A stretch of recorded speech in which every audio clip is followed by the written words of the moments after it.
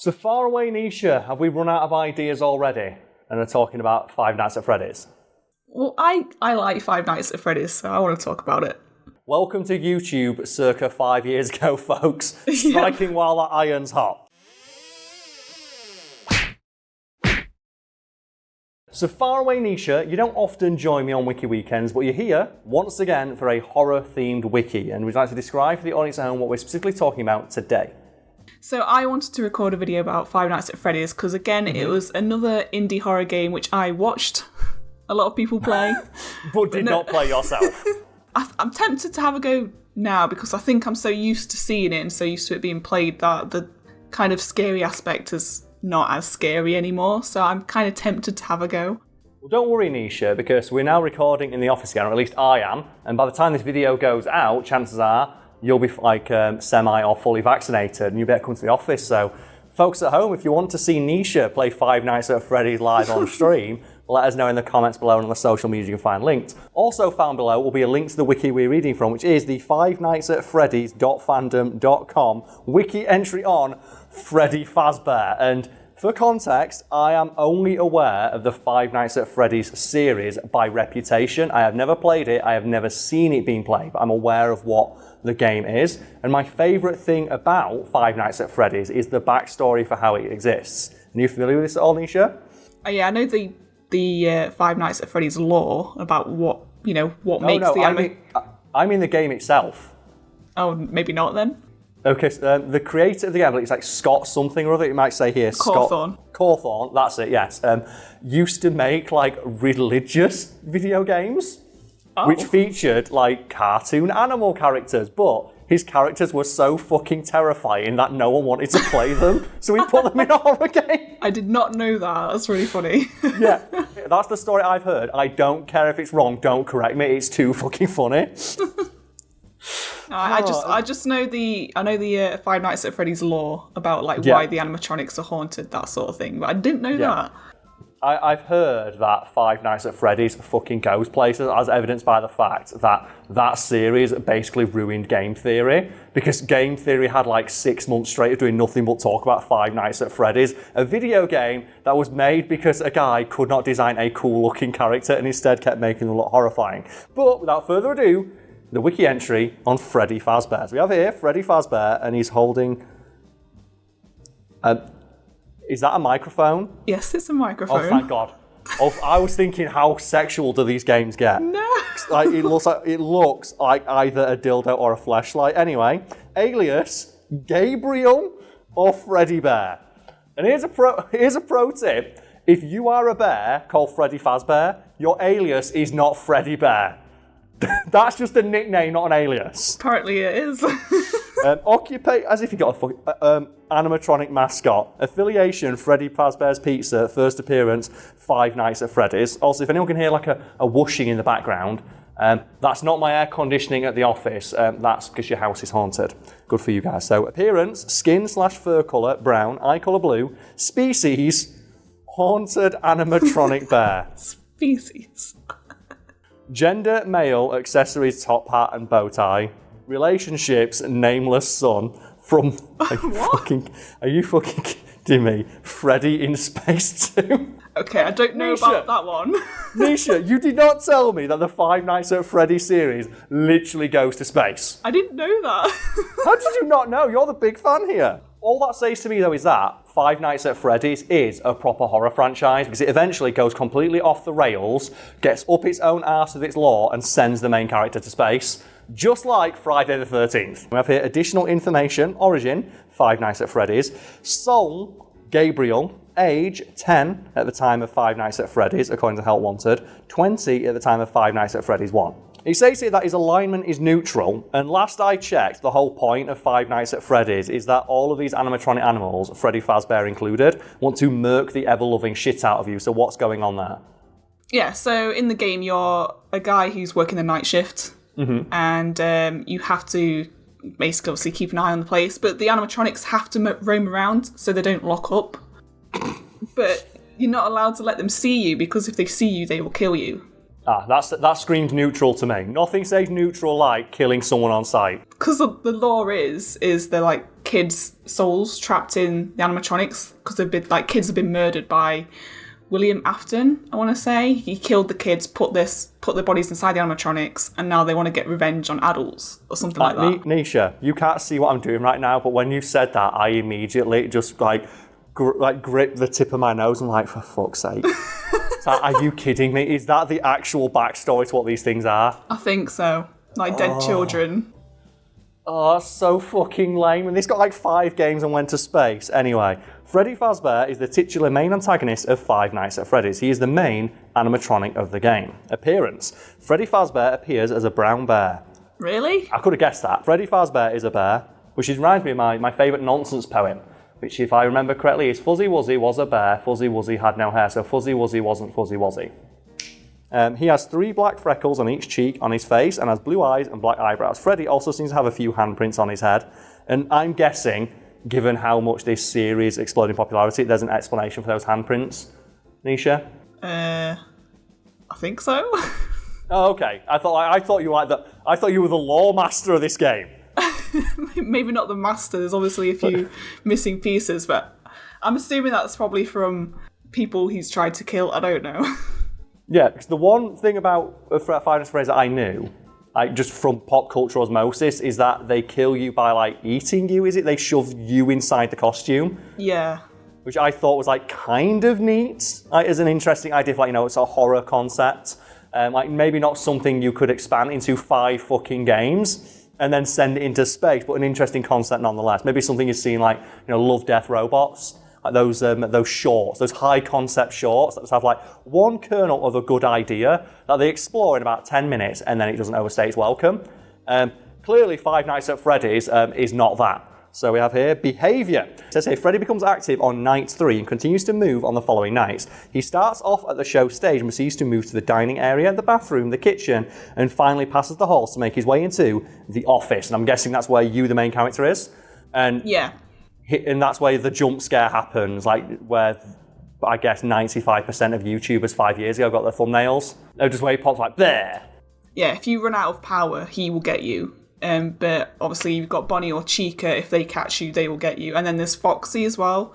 Because you have to keep an eye on the Pirate Cove where Foxy lives. And you have to keep checking Pirate Cove because, like... Nisha, right, I don't want to read the wiki entry. I want to put the wiki entry down for a second, right? Can you just explain to me the story of Five Nights at Freddy's 1? To the best of your recollection, I'm just going to stand here and react to it, because this is amazing. So let's start at the beginning. Like, so what is, like, again, I know the game through pop culture osmosis, but I've never played it. This is not me putting this on. I legitimately do not know what the story is. So Nisha, what is the story of Five Nights at Freddy's 1? Go into as much or as little detail as you feel comfortable doing. Okay, well, I know at the start you're someone looking for a job. You find a job in the newspaper for a security guard or night shift at Freddy Fazbear's pizzeria. You get there, you speak to a guy on the phone. It always makes me laugh because a YouTuber I used to watch play it used to make fun of how the guy spoke on the phone. And he always goes, hello, hello. Clearly not a professional voice actor then. Go on. Hello? Hello? And he tells you like what to do, saying you have to work till 5 a.m, that sort of thing. Keep an eye on the animatronics, make sure they don't see you, sort of thing. It's been a long time. I can't remember exactly what he says. That's what's making it funny. Go on, Nisha, go on. Paraphrase to your heart's content. No doubt people are complaining in the comments, but fuck it, this is funny. He basically hints at the fact, we have murderous tendencies, but he doesn't clearly explain that. He just like hints, they've got issues. Right, let's put a pin in it right there, Nisha. Right? Let's say when you applied for this job, well, I said, do you want to work for Fiend? You have to edit these videos, you have to sit in this chair. And then I suggested, in a not so subtle way, there might be a murderous robot bear that roams the offices. I guess at that point you just stood up, shake my hand and go, thank you, but I'm going to pass. How desperate is that main character for a job? Well, he doesn't use those words, obviously. He just hints that they're a bit dodgy. Oh, yeah, right. But us as viewers know they're going to kill him. But of course, yeah, we've seen the thumbnail. Yeah, but he hints, they're a bit faulty sort of thing, and he just leaves you to it. You never see this guy in person, he just kind of leaves you to it. And then you're sat at your desk having to check the CCTV. You see animatronics start moving, because like first night's easy, they don't start moving till like 4 a.m. And you see them roaming down the halls, you hear them, and then sometimes they'll appear at your door and you have to shut the door. At least Pirate Cove, man, is still nice and... Son of a bitch with your creepy ass eyes! Okay, so again, Nisha, at that point, I'm guessing it seems to take place over multiple nights, correct? Yeah, 5 nights. Would you come back the second night? No. What? He must really need the money. He must really, really need that paycheck. One of the downsides is you have a certain amount of power to use. Okay. So when you use the doors, because you can use the lights as well. I'm guessing light scares them away. It just shows you that they're there. Like, oh, lets you know that they're going to murder you. Okay. I think he's gone, but just to be sure. Ooh, rabbit. Why does the door need electricity? Why can't the doors just be shut by default? I don't get it. It seems like a massive design flaw. It wouldn't be too easy. Do you know what it would be? It wouldn't be a job people would have. Like, that job should realistically be a security camera or a webcam. That's someone's like monitoring at home. But yeah, for some reason you have to be there in person. And then it's the same on the other side with Chica. Sometimes she'll be in the kitchen, you'll hear her like washing pots in the kitchen, which I never understand. And what is Chica? It's a chicken, I think. A chicken. It was like, I remember for ages, but people thought she was a duck, but she's a chicken. Okay, so Nisha, just again clarify for me. What does the chicken do? Roams about and washes the pots. And does the pots. Okay, so there's a chicken that does the pots. There's a bear wearing a bow tie. There's what's the other one? Bonnie is the rabbit. And what does the rabbit do besides, like, you know, just murk you? Yeah, this is great, and this is all staying in. He just roams up and down the halls, sings. He goes like do do do do do do do do. This is a horror game. This is awesome. Yeah.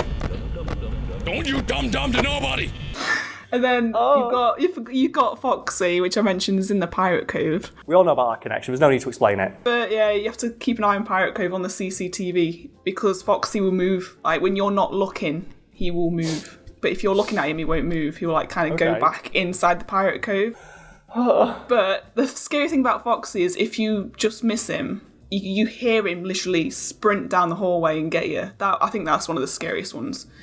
Yeah, I always wondered what was in all those empty heads back there. You know. Oh, thank you! And that's what I'm waiting for is just when we play this at the office and just to hear you explain this to me as we all presumably lose our shit because, like, you know, I even if you tell me what's going to happen, the entire game is basically just like a series of jump scares, correct? Yeah, pretty much. And like, what happens if you get to the very end of the game then? Like, if you manage to survive the titular Five Nights at Freddy's, like, please tell me your guy gets a paycheck. Oh yeah, you get paid. And he's just like, you just smash cuts to him at the club. Just smash cuts to him at the fucking club, just like getting wasted. Well, if you complete all 5 nights, you get to choose, like, do a custom night, I think it is. Okay. Just gets a bit like if you do overtime and a bit extra money. Like, why is it not called overtime? It should be called overtime. Because there's one, obviously Markiplier played it, and he did the custom night where they're all set to 20. So, like, if you set them to 1, that's the easiest setting, so they won't be aggressive. They'll be, like, really easy to escape. Why do they have that setting? So 20 is the highest and most aggressive animatronic setting there is. So he played that, and I can't remember if he completed it or not, but just imagine them all really aggressive. So it basically becomes that episode of The Simpsons at Itchy and Scratchy Land with the robots. Gosh sakes, what now?